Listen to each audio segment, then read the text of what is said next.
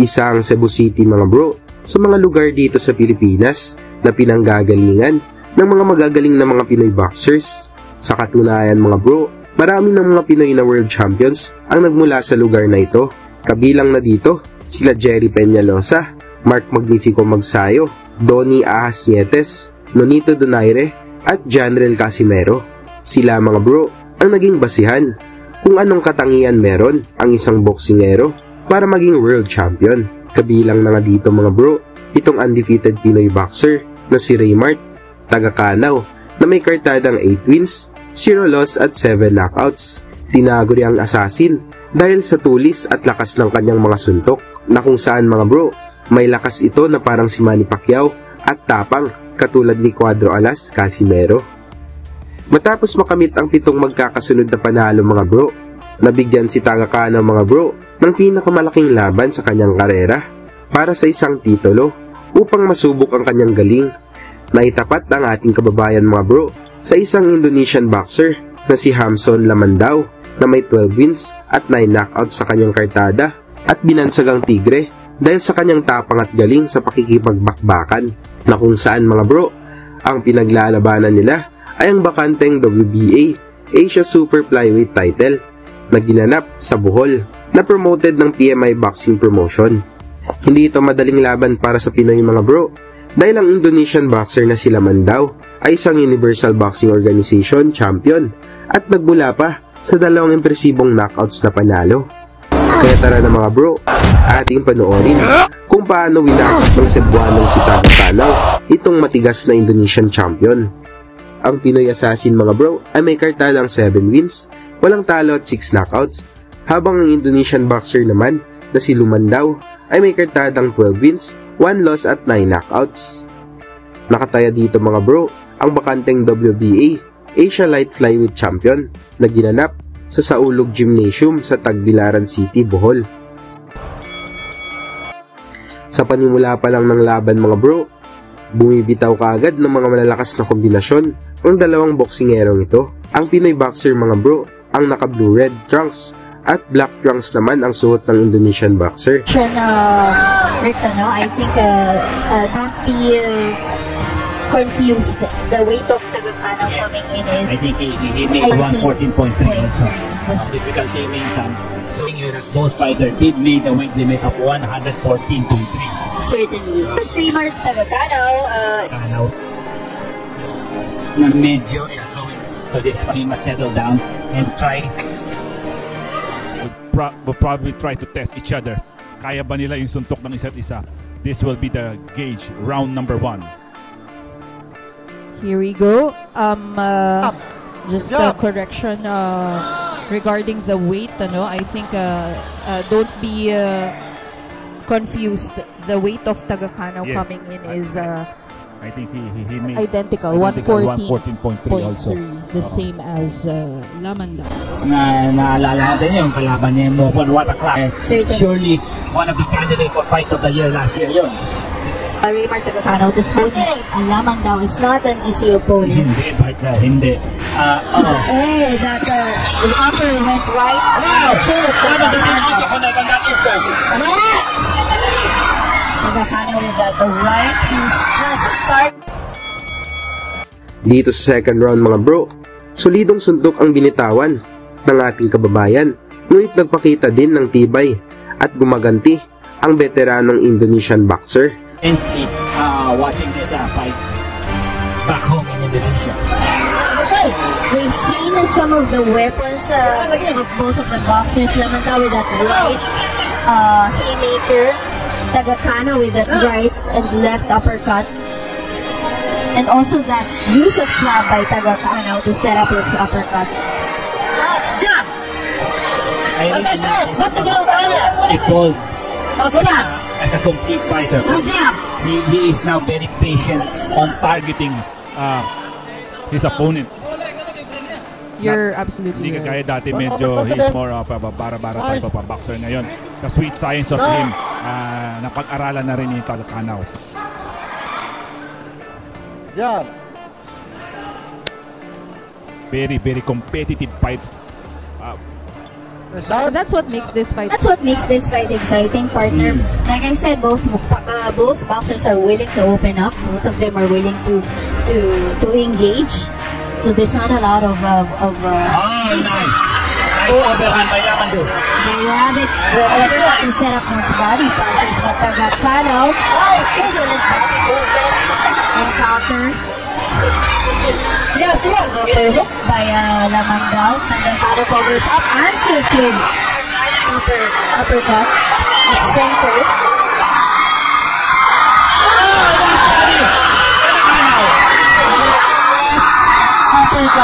Mula sa mga palitan ng kombinasyon mga bro, tumama ang malakas na uppercut ng Pinoy boxer na naging sanhi ng pagkaluhod ng Indonesian boxer.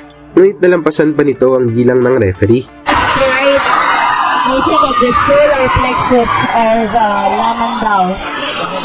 What is it?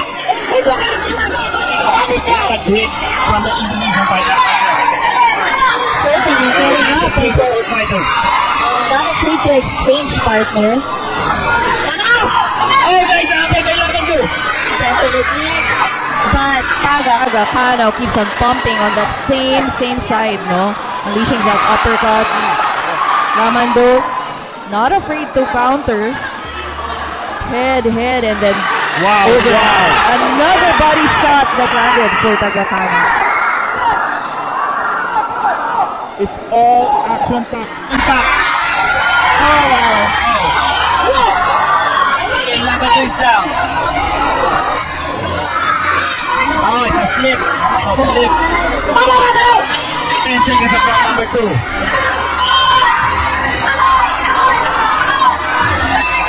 Oh wow. Dito sa third round mga bro, nag-aabang lang ang mga Boholano fans dahil sa akala nilang matatapos ng laban, ngunit nagulat sila sa pinakitang tibay ng pambato ng Indonesia. The Warriors in the ring. Hello kay Boxing Gloves official. Thank you for watching us. Again, that haymaker of Lamandao keeps him susceptible to counters. Nice overhand by Tagacano. Yes, but blocked partially by Lamandao and is able to counter to the body of Tagacano. Nice! Counter!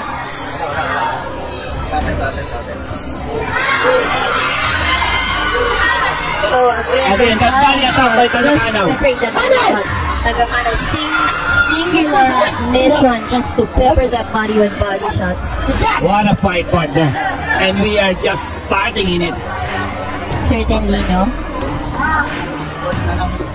Again, don't be confused. Raymar Tagacano is wearing the red and blue trunks. Hansel Lamandao is wearing the black trunks. This is Indonesia versus the Philippines. Indonesia and Philippines have some good matchup also in boxing. And I think this fight could belong in that category. Certainly. Oh, nice. Left to the body by Tagacano. Our referee signaling to keep it a little higher for Tagacano. Oh wow, just beautiful setup for Tagacano. You see him going up Trying to top kick to the body to again by open Tagacano. up Lamandao for that body shot. A little bit wild for Raymart on that instant. Good counter. Raymart always watches out for the jab to do that counter. But the overhand did sink in for Lamando. Did sink in for Lamando on that instance. There you have it. Good counter by Tagacano. Just how tough is Lamando, partner? Oh, certainly. Yeah. And always unleashing punches, 3 or 4 punch combinations by Lamando, keeping those hands active. I really like this boy. He came very prepared for Raymar Tagacano. Certainly amazing stamina from this warrior from Palangkaraya, Indonesia. So if we have viewers from Palangkaraya, shout out to all of you guys. And, another ripping hook to the body by Tagacano, and then hook up top. What a 1-2 combination and going out for Lamando.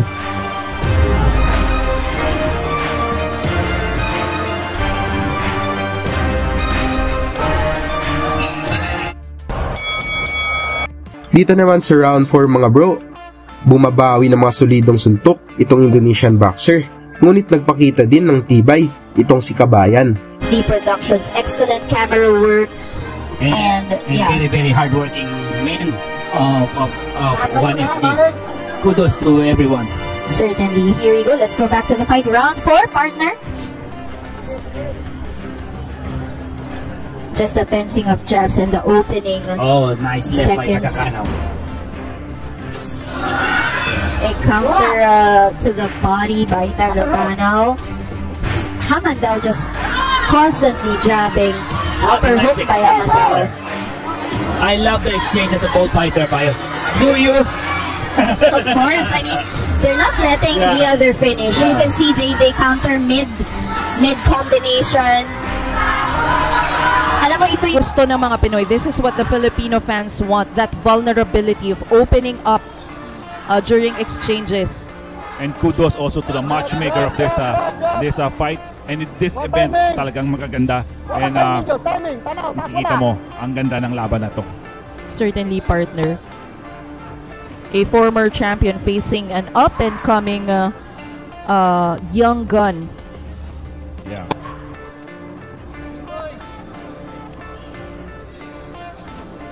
Judicious jabbing by Lamandao. You can see he's trying to open up Tagakanaw, and he opens up with that jab. That left jab of Tagakanaw is guns on blazing right now. Guns on blazing right now. You are absolutely right. What a good 1-2 combination by the Indonesian. Certainly that landed on the chin of Tagakanaw.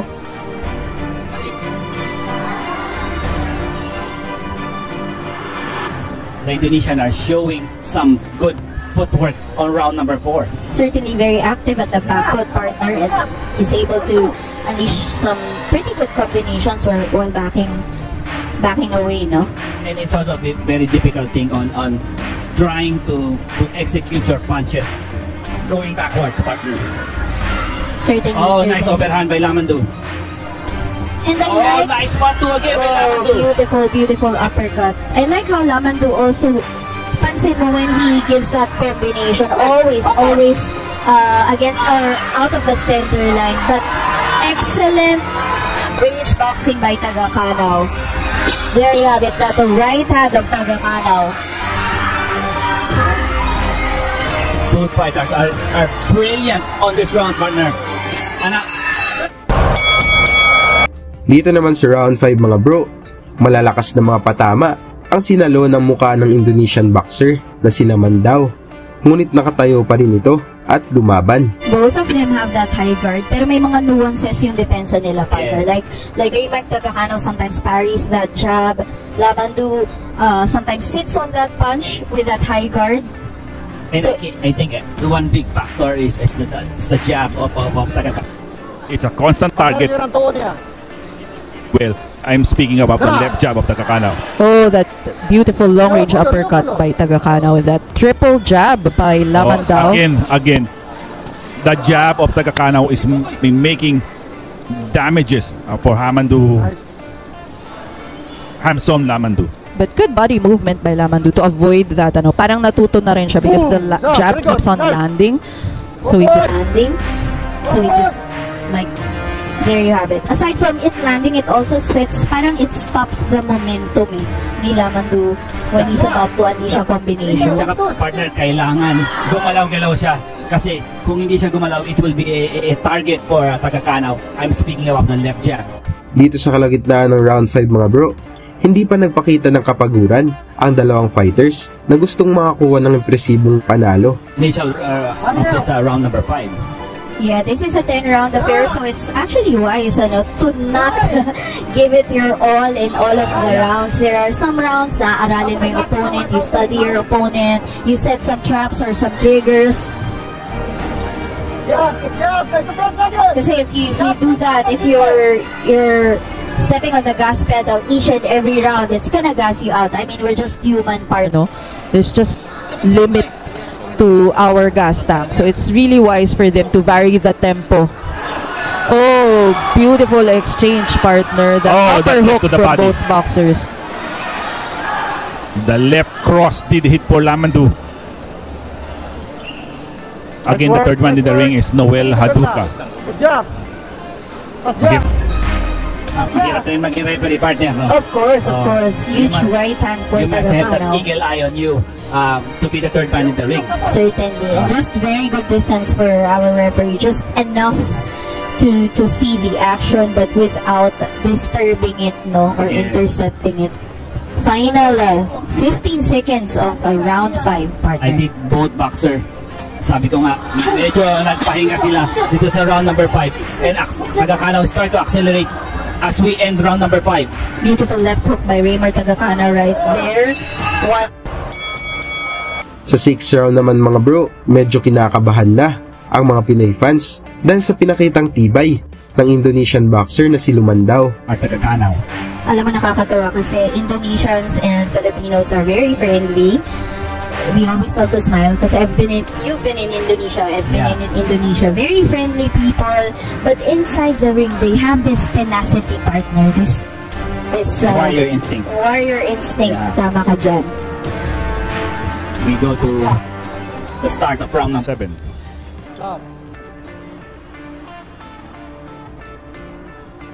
Both of the fighters are trying to size up each other again in the beginning of round number 7. That was a good jab by Lamandu, and then when Tagacano slipped, he slipped in that uppercut. Lamandu is giving a dose of his own medicine by giving that left jab to Tagacano. Partner, that jab of Tagacano is a showstopper. He just stops Lamandu right when he's charging in, no? Oh, body shot by Tagacano. Lamandu answers with the triple jab and straight.